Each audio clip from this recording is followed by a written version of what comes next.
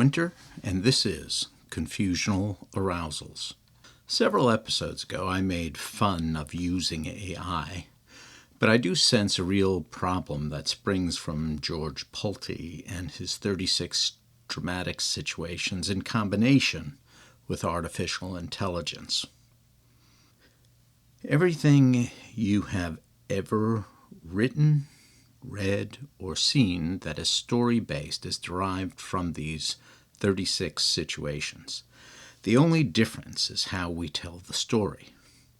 As I previously mentioned, I am writing a trilogy based on the story of Cinderella. I started writing it in 2008 and just finished, the last part in the summer of 2024.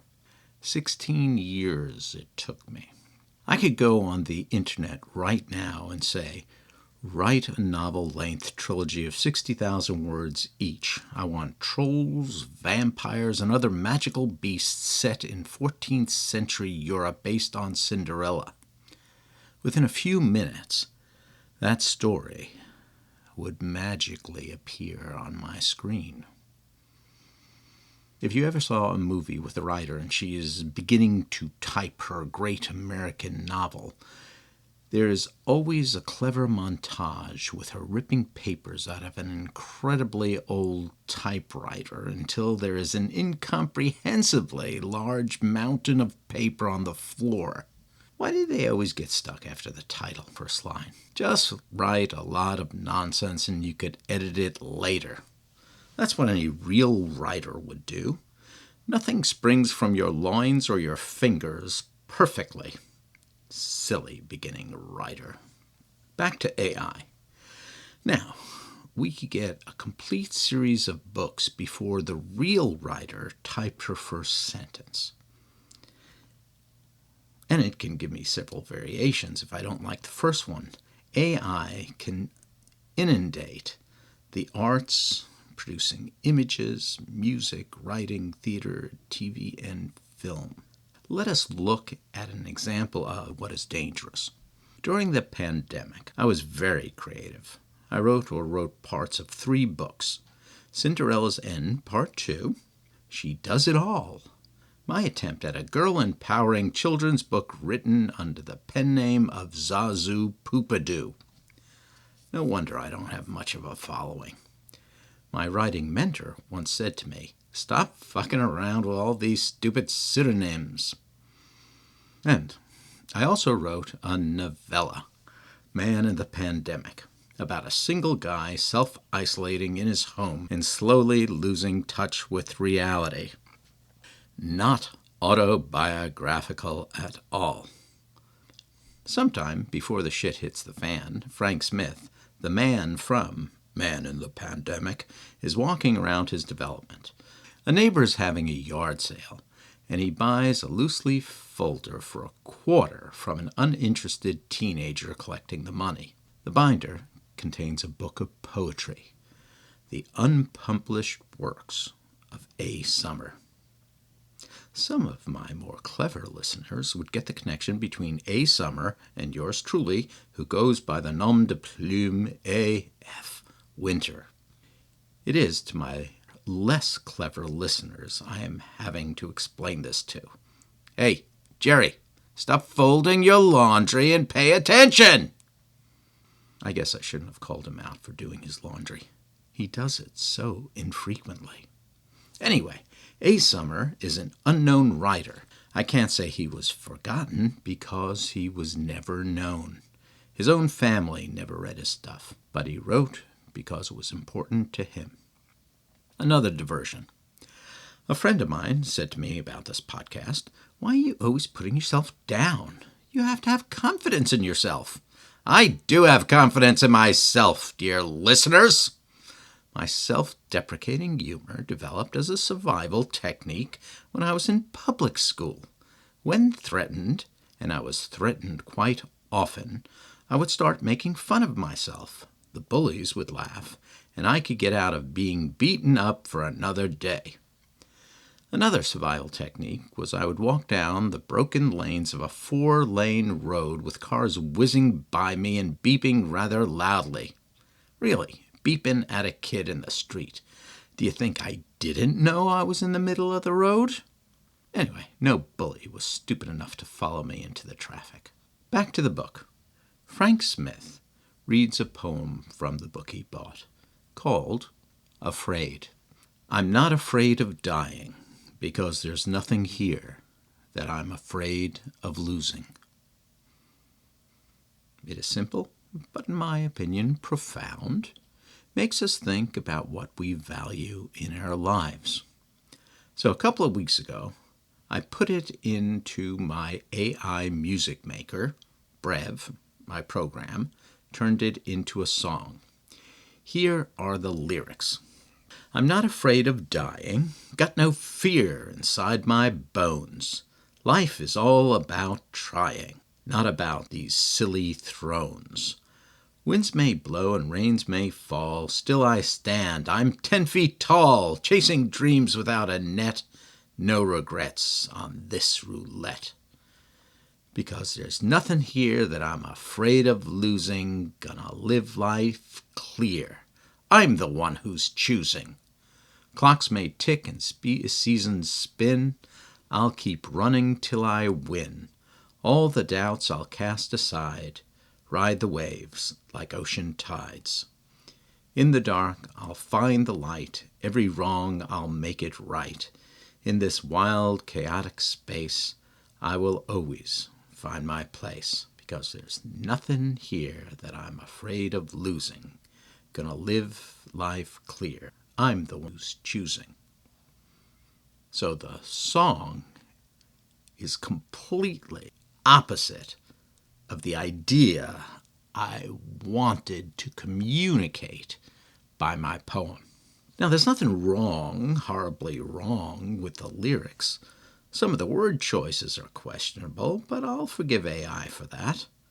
The thing I dislike about the song is that, one, it missed the point of what I inputted, and two, it is just a jumble of overused or meaningless expressions. What does no regret on this roulette mean? Let me tell you what I think is missing. All art is autobiographical. There is an artist who struggled with these issues. The artist has invested their heart and soul, blood, sweat, and tears into their work. Yes, I know that is an overused expression, but it's true. There is something more than the words on the page, splotches of paint on a canvas. We can tell the interweb to create an image of sunflowers in the style of Van Gogh, but it wouldn't move us as much as it were if we were standing in front of the original painting. Good art, regardless of the medium, will make us think, and it connects us with the struggles and pain of others who are separated from us by centuries or continents. AI makes our life too easy. It does all the thinking for us. If I have a paper to write, why not let AI do it? But then I will learn nothing. There are even AI girlfriends. How is a young person going to figure out relationships when the person, and I'm using air quotes now, when the person he is talking to is programmed to make him feel good about every aspect of his life? I have been in a couple of relationships in my life, and none of them have made me feel happy all the time. In movies like The Terminator, the robots take over in an apocalyptic war. My fear is that we will give away our freedom willingly. Don't scoff. And I don't usually tell my listeners not to scoff at my words, but think about our cell phones. Every month, Google Maps gives me a report on everywhere I've been and how I got there. It tracks every website I visit. Retailers like Starbucks have personalized pricing to lure me into the store. Companies have all that information on us. Now, their goal is to keep us stationary, so we won't hurt ourselves while clicking buttons.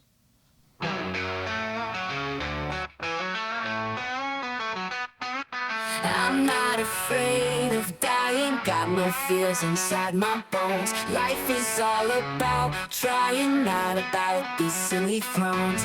Winds may blow and rain may fall, still I stand, I'm 10 feet tall. Chasing dreams without a net, no regrets on this roulette.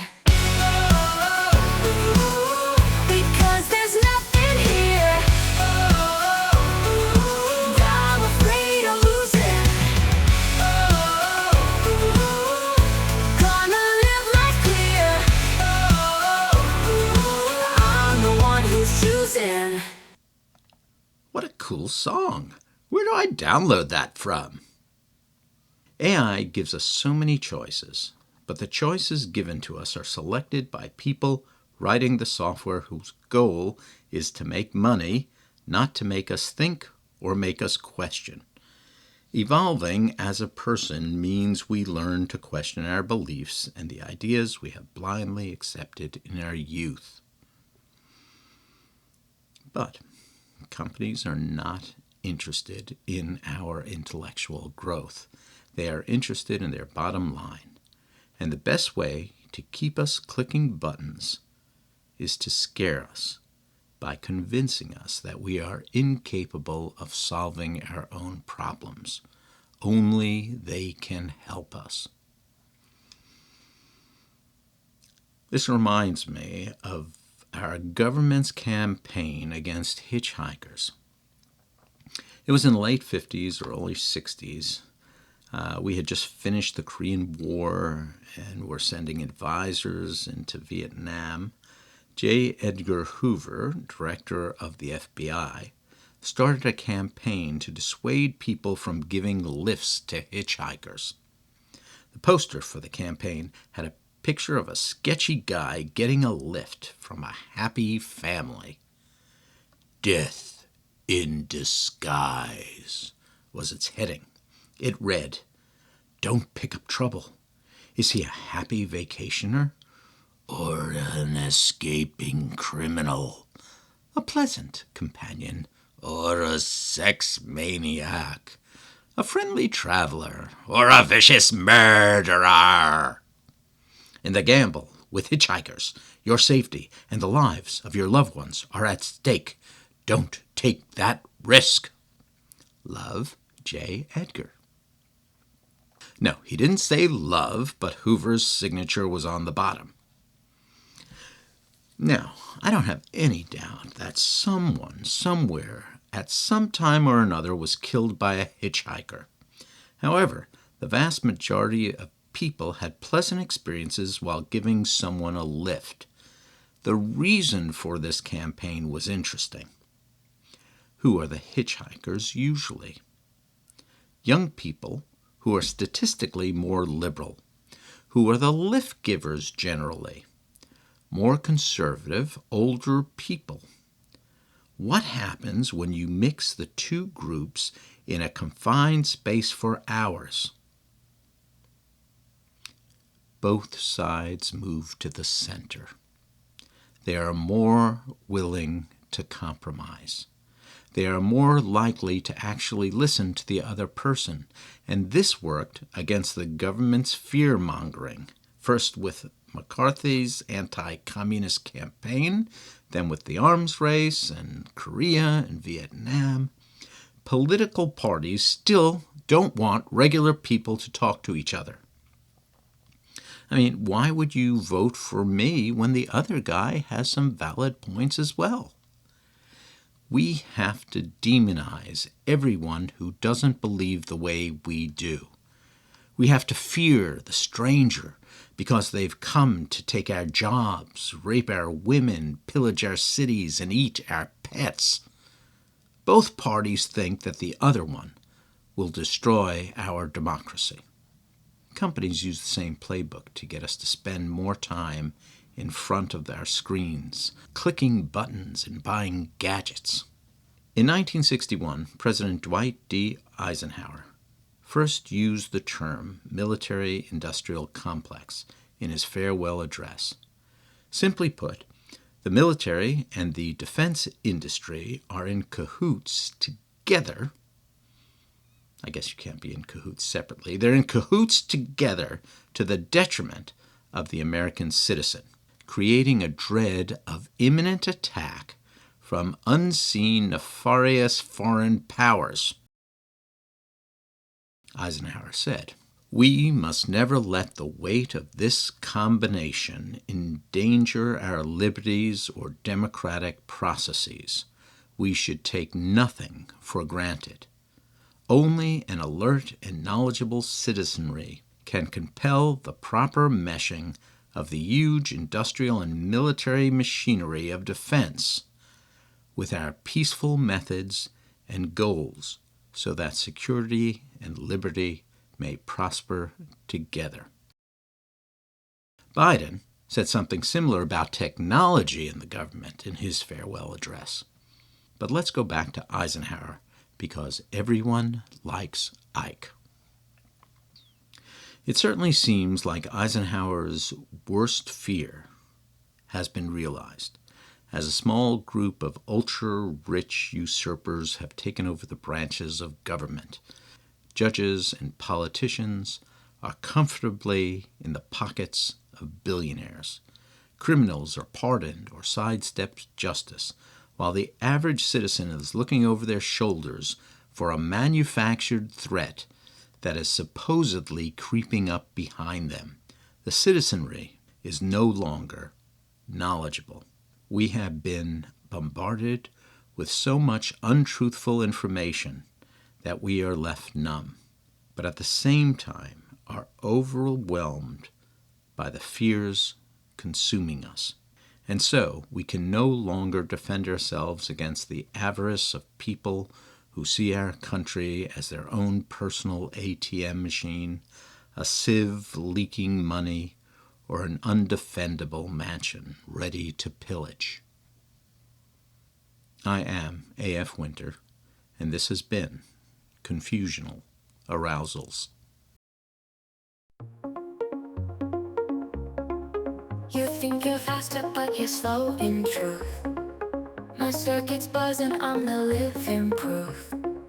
While you are guessing, I know what to do. Anything you try, I can ace it too.